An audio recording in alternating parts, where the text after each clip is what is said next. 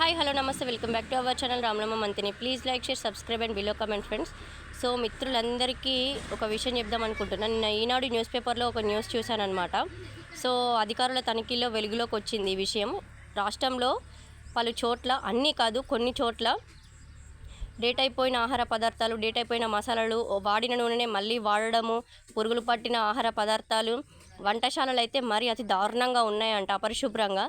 So బయట food తినే వాళ్ళకి చాలా జాగ్రత్త.